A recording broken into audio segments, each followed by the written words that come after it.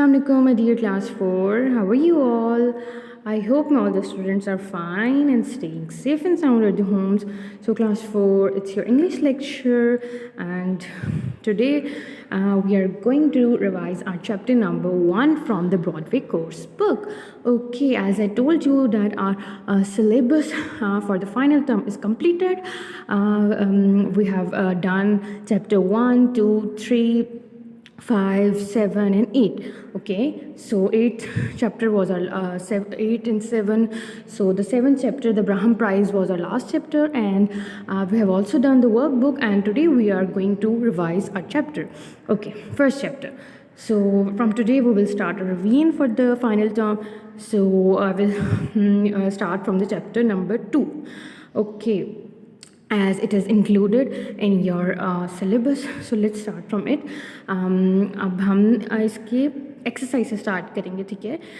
Words meaning, the words meaning and words sentences are written in your copies. You can revise it from there. और मैं जो आपको concept है grammar का, मैं आपको रिवाइज करवा दूँगी, ठीक है. तो अब हम अपने रिवीजन स्टार्ट करते हैं from the learn words. Okay, come to the page number 24 of your course book. Okay, look at this sentence. The doctor offered the emperor a few tea leaves. Doctor ने emperor को offer किए कुछ चाय के पत्ते. What are the different things you can offer? और कौन सी चीज़ें जो किसी को आप ऑफ़र कर सकते हैं, किसी को दे सकते हैं? राइट दम बिलो. आप नीचे लिखें उनके बारे में, जैसे कि एक कप ऑफ कॉफ़ी. और क्या होता है, आप किसी को कॉफ़ी का कप ऑफ़र कर सकते हैं, slice of pizza, plate of biryani, then a piece of cake, then a piece of chocolate, then what else you can write, a cup of ice cream, or so many things you can write. So this is this. And now come to the second thing. Something that you cannot eat is uneatable. कोई ऐसी चीज़ जो आप खा नहीं सकते वो क्या होती है? अनईटेबल, ठीक है. जैसे ईट है, उससे पहले क्या लिखा दी है? अन. यू एन अन. अनईटेबल मतलब, अनईटेबल का मतलब जो खाई नहीं जा सकती, ठीक है. What is number 1 something you can not believe. ऐसी चीज़ जिस पर आप यकीन नहीं कर सकते, उसे क्या कहेंगे? उसमें भी हम अन लगा देंगे और बाद में क्या लिखेंगे? अनबिलीवेबल. यस, जिस पर आप यकीन ना कर सकें. Something you can not bear. Bear mean बर्दाश्त करना.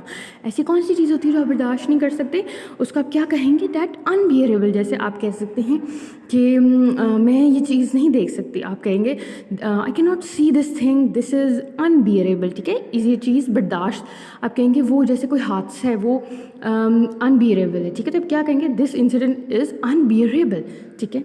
फिर नेक्स्ट है something you can not count. ऐसी चीज़ जो बहुत ज़्यादा हैं और आप उनको गिन ही नहीं सकते, बहुत ज़्यादा हैं, तो जिनका आपको बहुत ज़्यादा गिनती में है, आप उसको गिन नहीं सकते, तो आप क्या कहेंगे? अनकाउंटेबल, ठीक है. इसके साथ भी अन लग जाएगा. फिर something you can not forget जो आप भूल नहीं सकते, उसको क्या कहेंगे? अनफॉरगेटेबल. फिर something you can not think about. ऐसी चीज़ के बारे में आप सोच नहीं सकते, उसे क्या कहेंगे? Yes, unthinkable. Okay, come to the learn grammar. Study the sentences. इन सेंटेंसेज को पढ़ें. The emperor was angry. Emperor गुस्सा था. The servant was very obedient. Emperor गुस्सा था, ओके. और सर्वेंट क्या था? वह बहुत ही ऑबिडियंट था, कहना मानने वाला था. आप देख सकते हैं दोनों में वॉज यूज़ हुआ है. पुरानी बात करें, पास्ट, इसलिए क्या लगा है? वॉज. फिर अब क्या लगा है? The doctor was very clever. Doctor क्या था? बहुत ही चालाक था. फिर क्या है? These the sentences describe persons. अब ये उन्होंने कहा है जो 3 सेंटेंसेज ये हमें क्या बता रहे हैं? पर्सनस, यानी लोगों के बारे में बता रहे हैं. पहले उन्होंने बताया कि एम्पर गुस्सा था, फिर बताया सर्वेंट जो है बहुत कहना मानता था, फिर जो डॉक्टर है वो बहुत चालाक था. Notice the order of words in the sentences. अब उन्होंने कहा है ऑर्डर देखें, यानी किस तरतीब से इन्होंने ऊपर वर्ड्स को लिखा है. सबसे पहले क्या वर्ड लिखा है? द एम्परर, ठीक है. तो द एम्परर क्या होगा? सब्जेक्ट. और सब्जेक्ट क्या होता है? जो काम कर रहा है, ठीक है. The emperor. और फिर वर्ब क्या है? वॉज. वर्ब, ये वर्ब होता है. फिर वर्ब क्या होता है? एडवर्ब क्या आ जाएगा? वेरी. फिर एडजेक्टिव क्या होती है? एडजेक्टिव होती है कोई अच्छी खासियत या बुरी खासियत. तो अब उसके बुरी खासियत क्या है? एंग्री, वो गुस्सा है, ठीक है. सब्जेक्ट जिस पे काम हो रहा है, वर्ब जो काम है, ठीक है. और एडजेक्टिव आप खासियत को कहेंगे, और अच्छी बुरी खासियत. Here are a few of similar sentences. नीचे भी आपको कुछ सेंटेंसेज दिए हैं मिलते जुलते. My grandmother is very old. मेरी जो दादी माँ है वो बहुत बूढ़ी हैं. My pussy cat is black. अब उन्होंने, मेरी जो पुसी कैट है वो क्या है? ब्लैक है. ओके, अब ये ओल्ड जो लिखा है, ओल्ड क्या है? एडजेक्टिव. और ब्लैक भी क्या है? एडजेक्टिव. फिर दे आर वेरी एंग्री. और उन्होंने क्या कहा है? दे. अब यहाँ पे ज़्यादा लोगों की बात करें तो क्या लिखा? They are very angry.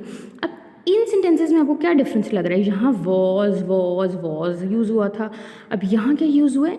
Is, यहाँ यूज़ है इज़, नीचे भी इज़ और इधर आर, मतलब वहाँ पे पास्ट की बात हुई थी और यहाँ प्रेजेंट की बात हुई है। My grandmother is very old, अभी मेरी जो दादी माँ है बहुत ओल्ड है, मेरी दादी माँ बहुत बूढ़ी हो गई हैं, ठीक है, तो अभी हैं, ओल्ड हैं। My pussy cat is black, और उसकी पुसी कैट का कलर क्या है? ब्लैक, तो अभी एग्जिस्ट, अभी वो है उसकी कैट, तो यानी प्रेजेंट की बात है। और दे आर वेरी एंग्री, वो बहुत नाराज़ हैं, तो ये भी प्रेजेंट की बात है। अब जिस तरह देखें ऊपर क्या था? The emperor was angry, emperor गुस्सा था, लेकिन यहाँ पे क्या है? दे आर वेरी एंग्री, वो अभी भी एंग्री हैं, तो ये प्रेजेंट की बात हुई है।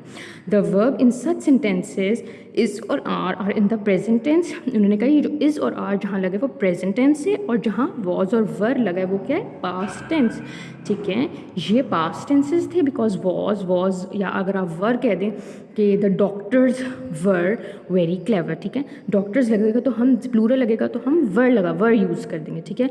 तो वॉज और वर पास्ट में हो गया, और ये है प्रेजेंट, इज़ हो गया या आर हो गया, तो वो प्रेजेंट की बात हो जाती है। Okay, understand?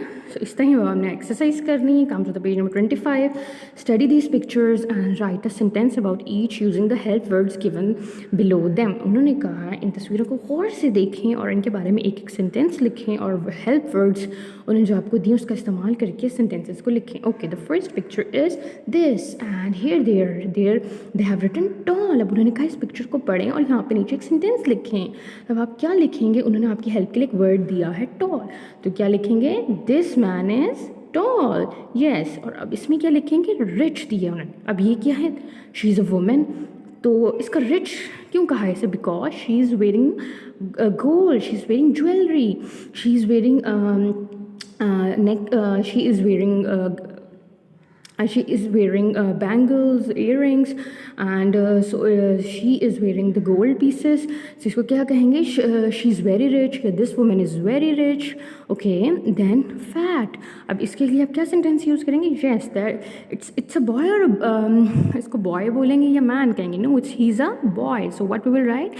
This boy is very fat, yeah, he is very fat. Next picture is of a girl and it's they have written beautiful. So अब हम इसको क्या कहेंगे? This girl is very beautiful, या आप कह सकते this girl is extremely beautiful, या this girl is beautiful, simple भी लिख सकते हैं. So you can write sentences like this. So now come to the page number 26. Complete the sentences in the dialogue below using the words. अब उन्होंने नीचे आपको dialogue दिया, उसमें भी आपने इन सेंटेंसेस को कंप्लीट करने, words using the words given in brackets, और आपने using the words given in brackets add where necessary, और आपने उन्होंने ब्रैकेट्स में आपको कुछ वर्ड्स दिए उनको भी यूज़ करना है और आपने सेंटेंसेस को कंप्लीट करना है, ठीक है। दिस सूप डैश कोल्ड, ये जो सूप है ठंडा है, तो क्या कहेंगे? दिस सूप आर कोल्ड या इज़ कोल्ड, इसमें हमने इज़ और आर लगाना है। अब क्या कोल्ड है, एक सूप है दिस सूप, तो क्या कहेंगे? This soup is cold, yes. Even my soup, अब वो क्या कह रही है लड़के ने कहा है, ये एक डायलॉग चल रहा है। सबसे पहले इधर एक लड़का है, the boy is saying that this soup is cold, and when the girl heard about it she said even my soup is cold, लेकिन उसने कहा है इवन मेरा भी जो है सूप क्या है वो ठंडा है। Now this girl have listened of these two people, and now what is she saying? She's saying I am glad, मैं खुश हूँ, I didn't ask for soup, मैं खुश हूँ कि मैंने सूप मांगा ही नहीं। the chapatis दो डैश हॉट, उसने कहा चपातीस क्या है? हॉट हैं, तो क्या यूज़ करेंगे? the chapatis दो is hot, no this is plural chapatis, तो हम क्या यूज़ करेंगे? द चपातीस दो are hot, yes, because they have written chapatis. अगर उन्हें लिखा होता द चपाती दो, तो फिर क्या लिखते हैं हम? Is, yes. How is the kadhi? Now the boy is asking कड़ी कैसी है, and girl is saying it dash hot and spicy, वो क्या है? हॉट और स्पाइसी। तो अब एक कड़ी का उसने पूछा है, तो इट आर वेरी स्पाइसी नहीं कहेंगे, तो क्या कहेंगे? It is very spicy. अब यहाँ क्या? फिर now the girl is saying, the other girl is saying what about the French fries, उसने कहा फ्रेंच फ्राइज के बारे में क्या ख्याल है, वो कैसे हैं? ओके, फ्रेंच फ्राइज़, अब फ्राइज़ का है उसने, ज़्यादा फ्राइज़ हैं, ओके, एक फ्राइज़ तो ज़्यादा ही हुए हैं, ज़्यादा की बात हो रही है यहाँ पे, फ्राइज़ ज़्यादा ही होते हैं।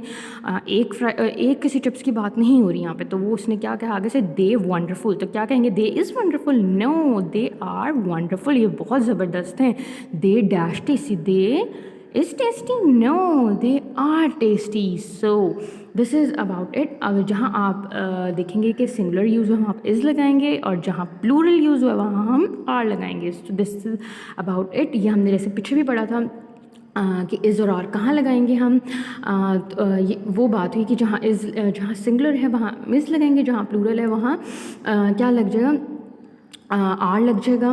और अगर यहाँ पे वॉज लिखा होता तो वो होती पास्ट की बात, और आर होता तो प्रेजेंट की बात। जैसे come to the previous page, आप इस पे देख सकते हैं, यहाँ पे क्या है, the emperor was angry, so it means it's they are talking about past. और यहाँ पे क्या है, my grandmother is very old, यानी ये है प्रेजेंट की बात। So this is it.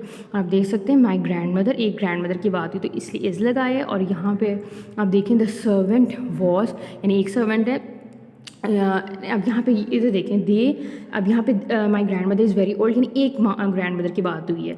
अगर लिखा होता माई ग्रैंड मदर्स तो फिर क्या यूज़ करते हैं हम, आर, येस। जैसे इधर इन्होंने यूज़ किया दे आर वेरी एंग्री, वो बहुत गुस्सा हैं। उन्होंने दे के साथ इज़ नहीं लगाया, they have not written they is very angry because they are so many people, so they have written down are. So this is about it. You have to keep it in mind about the concept of is and are, that where we have to put is and are. So this is about it. Revise your concept in the mind. आप इसको दोबारा अपने mind में revise करें और दोबारा से इस एक्सरसाइज को पढ़ें।